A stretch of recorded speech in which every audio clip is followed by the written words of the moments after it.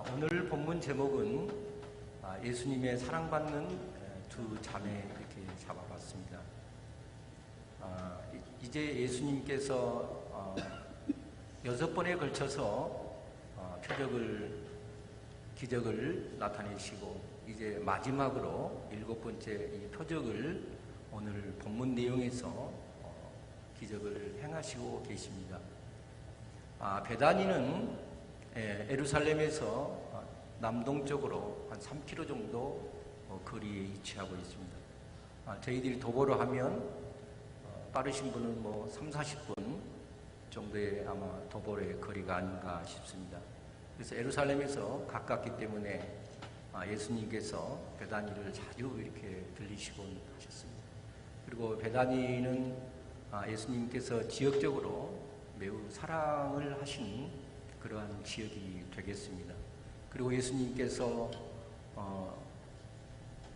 3일 만에 부활하시고 승천 40일 동안 이 땅에 다시 머무르시며 전도하시다가 하늘로 승천하신 곳이 바로 이 베다니 지역입니다.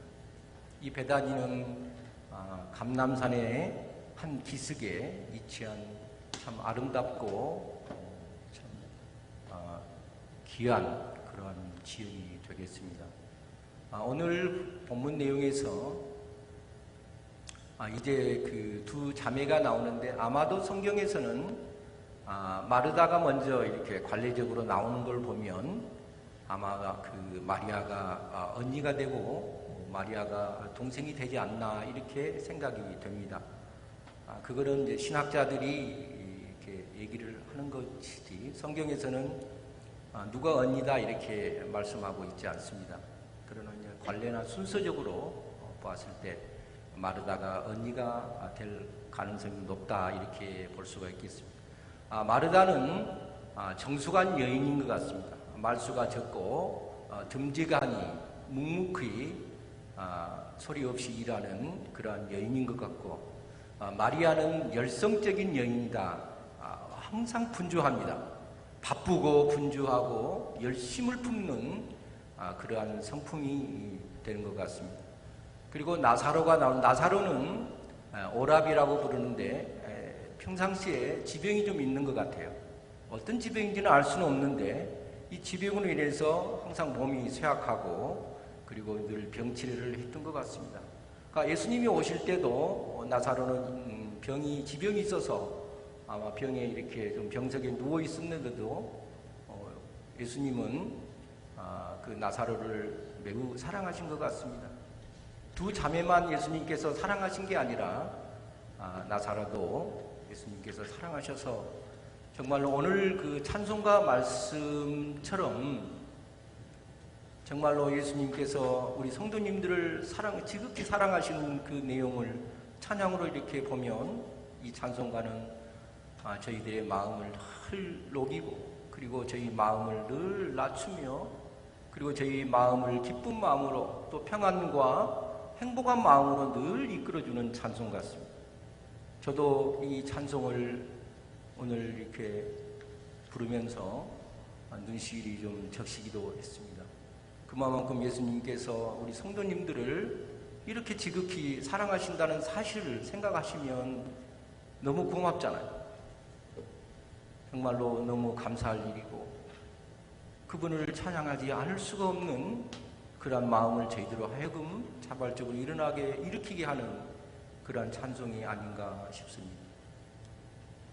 오늘 나사로가 이미 이제 병이 들어서 예수님께서 유대로 다시 이렇게 베다니를 들렸다 가셨는데 저희들 같으면 옛날에 전보라고 하죠.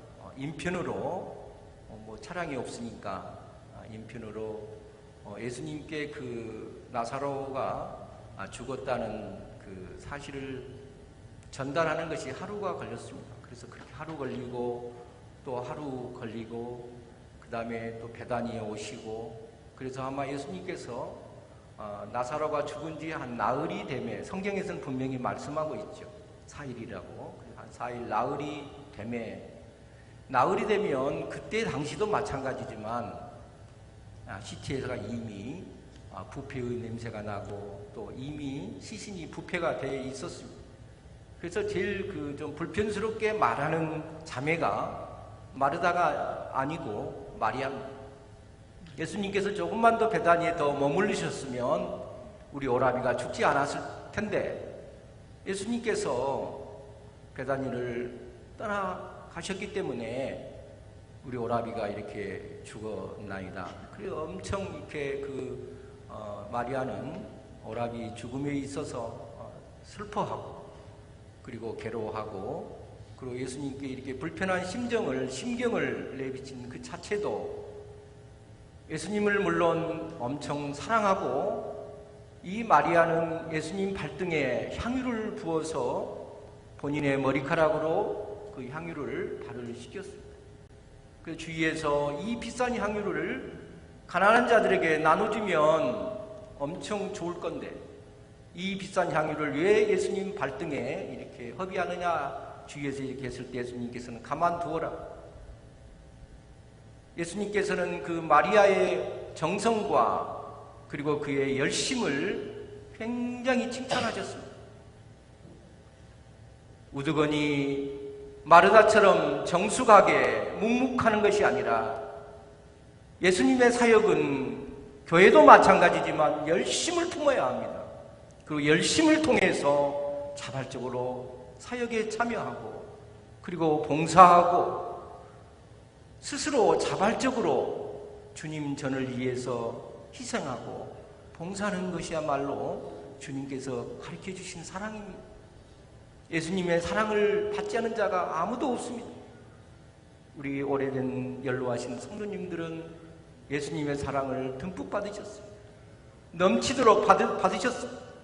그 많은 사랑을 이제 후손에게 다시 전수해야 할 것입니다.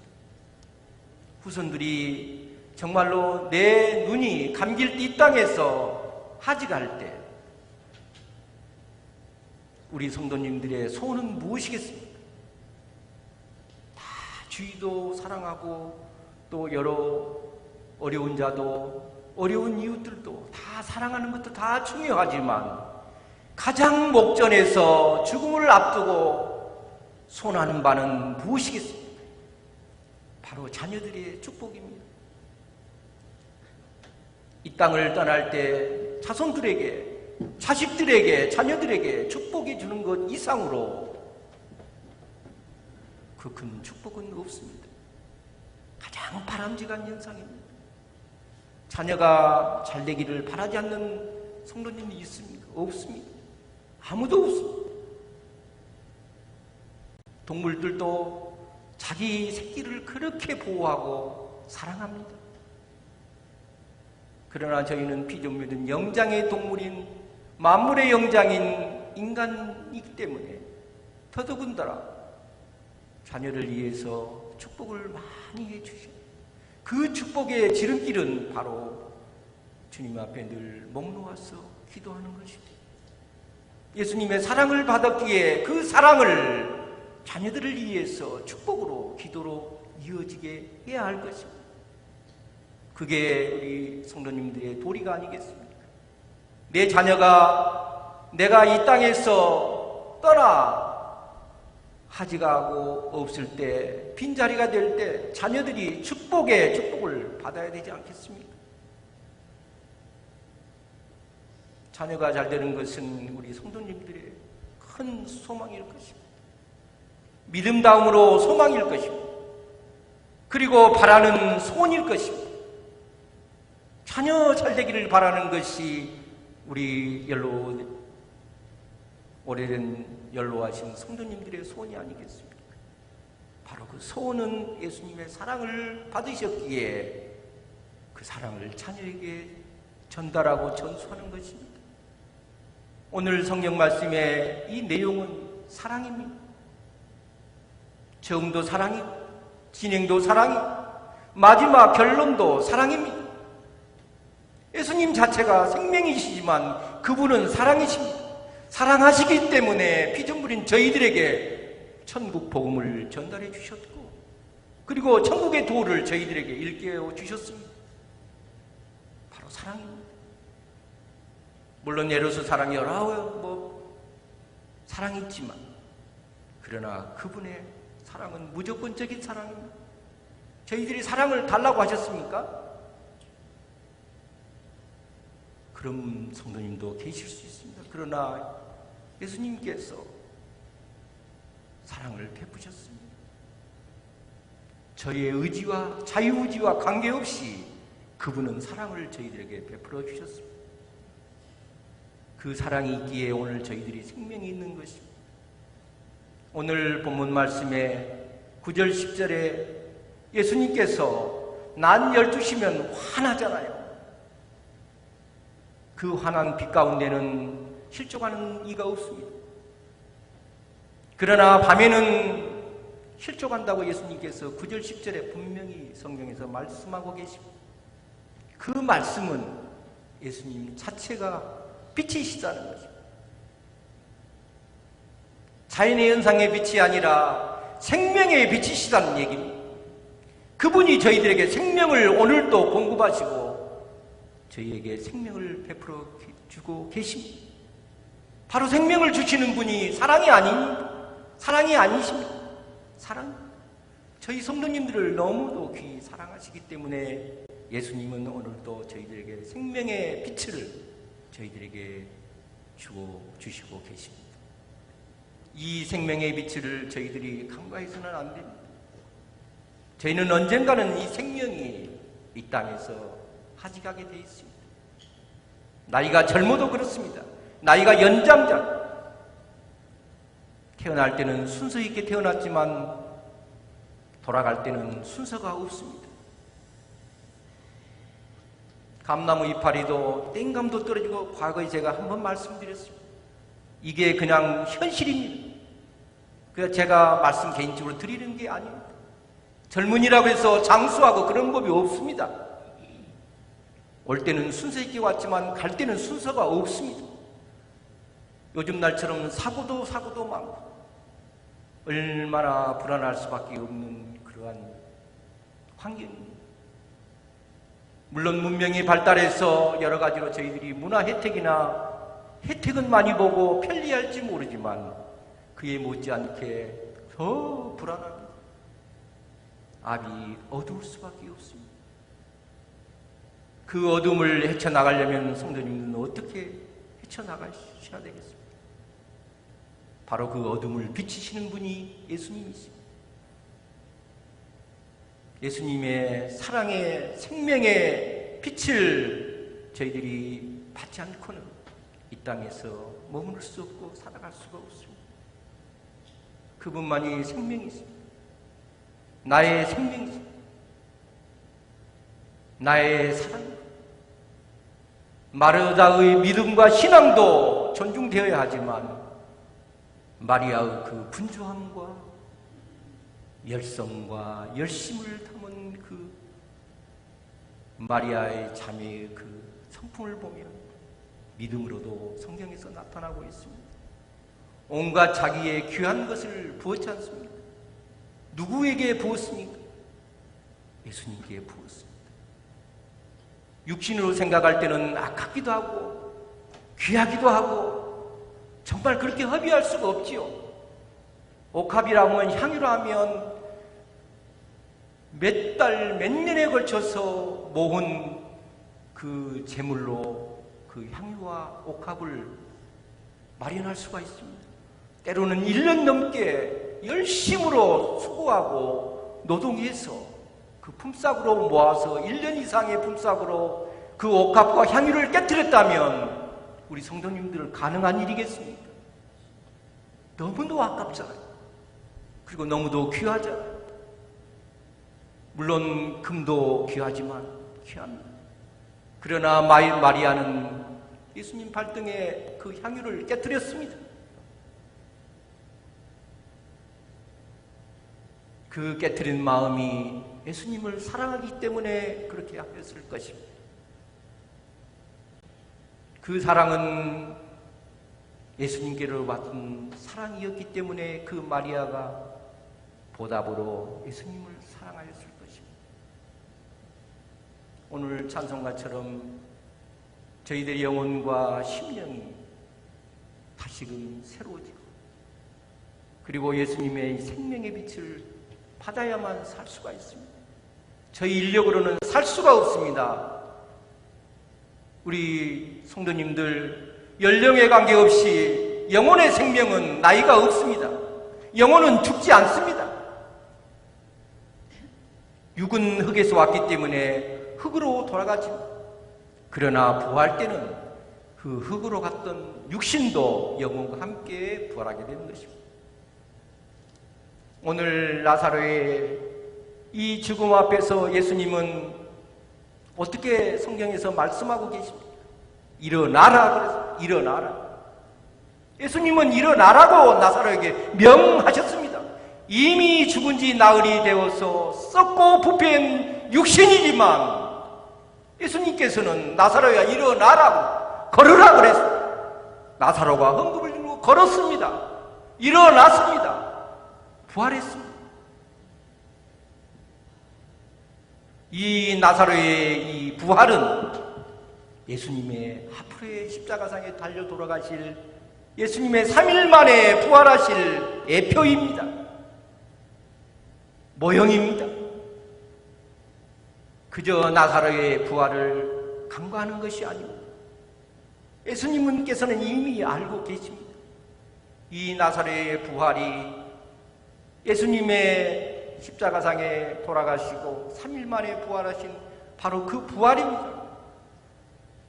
생명이 죽었다가 부활한다는 것은 불가능합니다.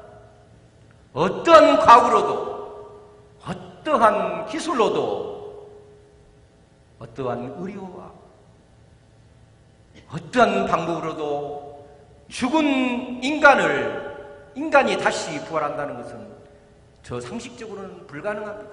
있을 수가 없습니다. 가능이 없습니다. 거의 불가능합니다. 이 부활은 매우 중요합니다. 바로 저희들은 육은 흙으로 돌아가지만 저희의 영혼과 육이 다시 부활한다는 사실을 기억해야 합니다. 오늘 성경 말씀은 바로 그 부분을 강조하고 있습니다. 예수님의 부활을 강조하고 있는, 나사로의 부활을 강조하는 것이 아닙니다. 예수님께서는 예표로 말씀하고 계시지만, 그러나 예수님의 부활을 오늘 본문 말씀에서 말씀하고, 그리고 그 예수님의 부활을 오늘 나사로의 부활을 통해서 말씀하고 계십니다.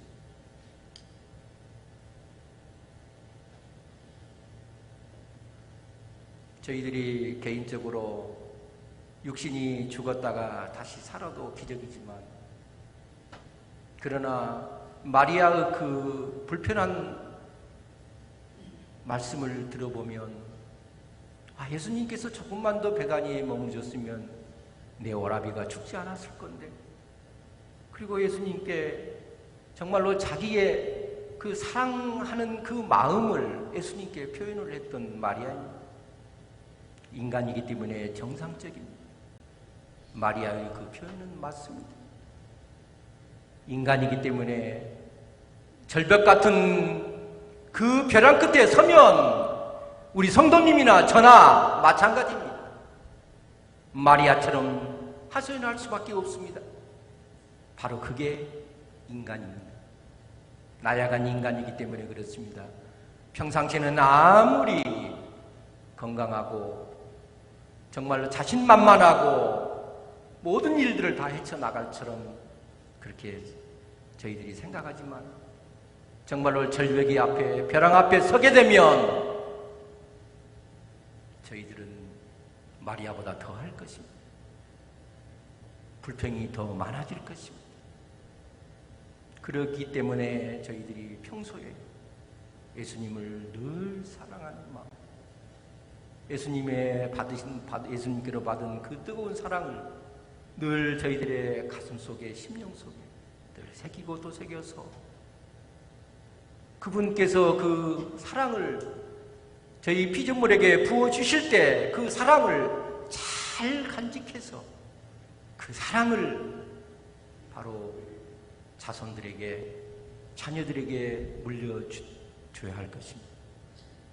바로 그게 저희의 신앙인의 선진들의 도리이요, 그리고 자녀들 둔 부모로서의 도리입니다.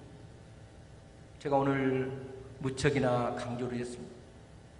우리 성도님들은 자녀가 부모보다 더 똑똑해지고 더 부유해지며, 그리고 믿음 생활을 잘하며 신앙을 더 부모보다 돈독해지기를 간절히 바랄 것입니다.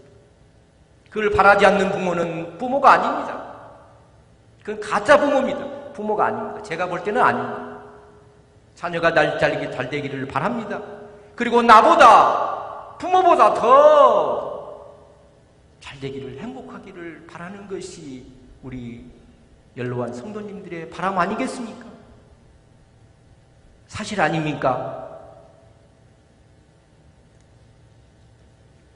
너무 제가 인간적인 얘기를 해드린 것 같습니다. 그렇지 않습니다. 바로 자녀를 사랑하는 것처럼 예수님께서 저희 피조물인 저희 성도님들을 사랑하신다는 그 말씀을 드리고자 자녀의 비유를 제가 드렸던 것입니다. 저희가 예수님의 사랑을 받은 것처럼 정말로 저는 찬송가에 은혜의 찬송가가 많지만 예수님께서 이렇게 사랑하신다는 표현으로 이렇게 저희들이 찬송하는 것은 마음이 뭉클해집니다. 그리고 눈물이 흐르지 않을 수가 없습니다. 저희들은 제가 누누이 말했듯이 저희의 목표가 어디입니까? 천국에 입성하는 것입니다. 천국에 입성하지 않으면 저희들이 신앙생활 이유가 없습니다. 이전에 나와 기도할 이유도 없습니다. 예배할 이유도 없습니다. 천국에 입성하기 위해서 뜨거운 마음으로 주님 앞에 엎드리며 기도합니다. 나의 소원하는 바를 그분께 아뢰고 또 통곡합니다. 애통하는 기도를 드리며 사모하는 마음으로, 간절한 마음으로, 절절한 마음으로 그분 앞에 기도를 드리는 것입니다. 바로 천국에 입성하기 위해서 그렇습니다. 저희 영혼이 천국에 입성해야 합니다. 반드시 해야 합니다. 당연과 필연입니다. 필수입니다. 애행연습이 아닙니다. 저희 영혼은 반드시 천국에 입성해야 합니다. 바로 저희의 목표가 그렇습니다.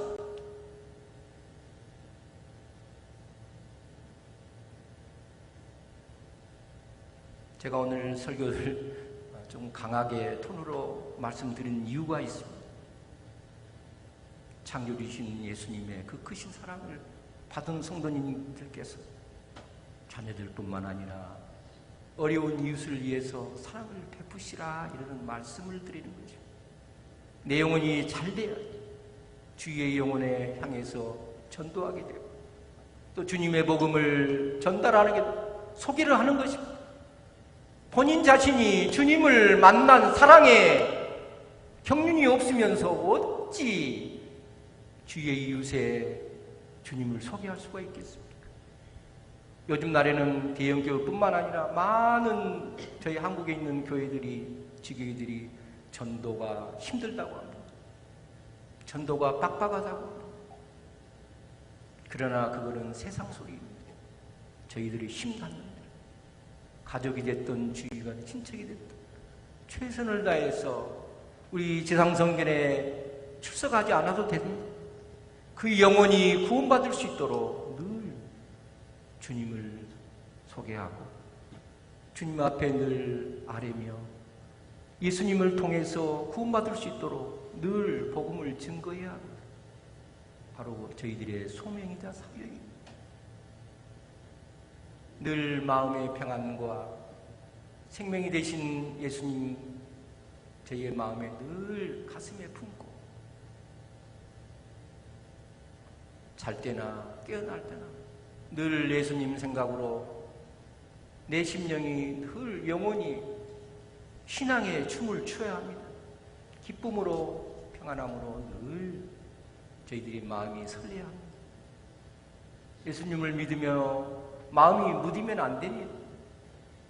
늘 적극적으로 주님을 위해서 무엇을 할 것인가? 주님을 위해서 무슨 사역을 내가 감당해야 할 것인가? 보이지 않는 곳에서 사역하는 이들 많습니다. 묵묵히 사역하는 이들 많습니다. 우리 찬양대도 제가 이렇게 13년 정도 된 것 같습니다. 13년 넘어가는데 이렇게 보면 정말로 우리 찬양대 이렇게 봉사하는 권사님들, 집사님들 너무 수고 많아요.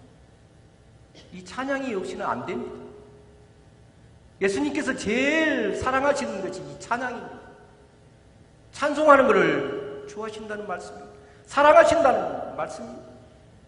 그렇게 이 찬양대 찬양은 그냥 세상의 노래가 아닙니다.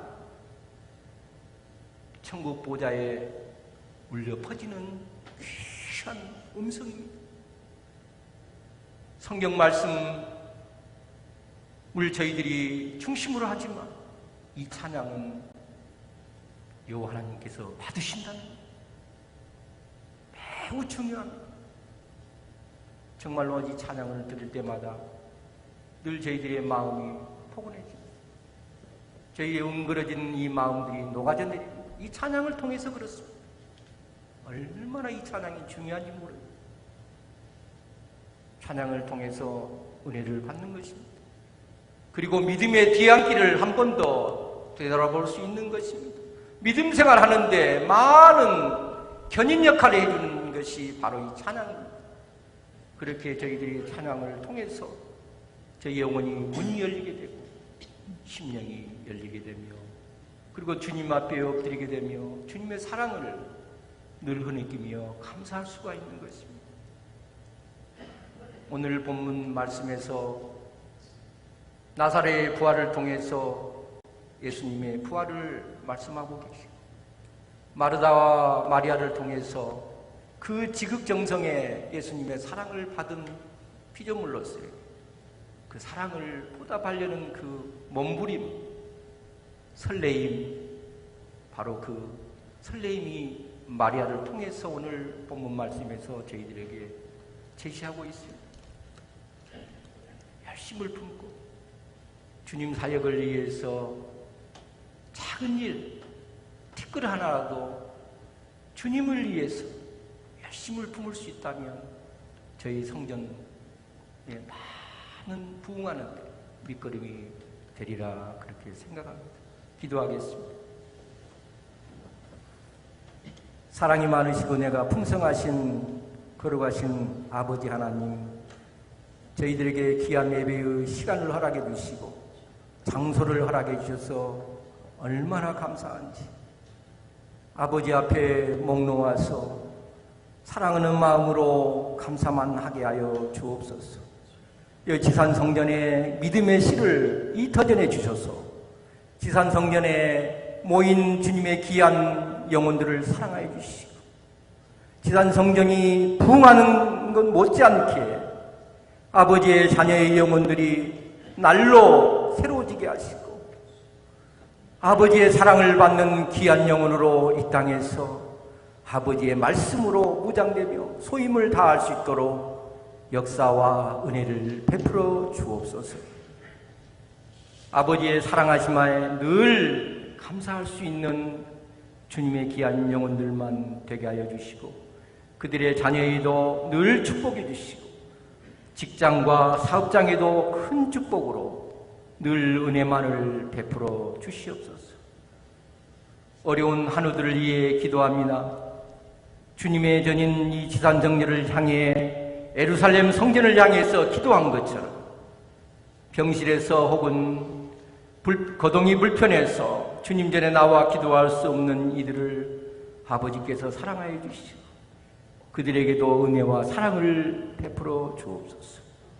그들 영혼 위에 이루하여 주옵소서. 그들의 자녀와 그리고 직장과 사업장에도 축복의 축복을 더하여 주시옵소서.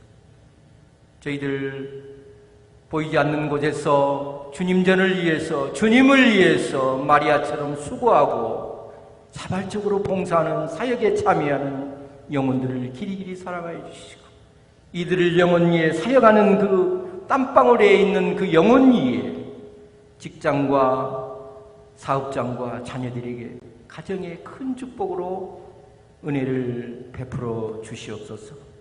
저희 돌아가는 발걸음 주님께서 사랑하신 것처럼 성령님을 통하셔서 늘 저희의 영혼을 안위해 주시고 또 교회를 오가는데도 불편하지 않고 낙상하지 않고 늘 건강한 모습으로 주님 전에 오갈 수 있도록 은혜만을 베풀어 주시옵소서. 예수님 이름으로 기도드리옵나이다. 아멘.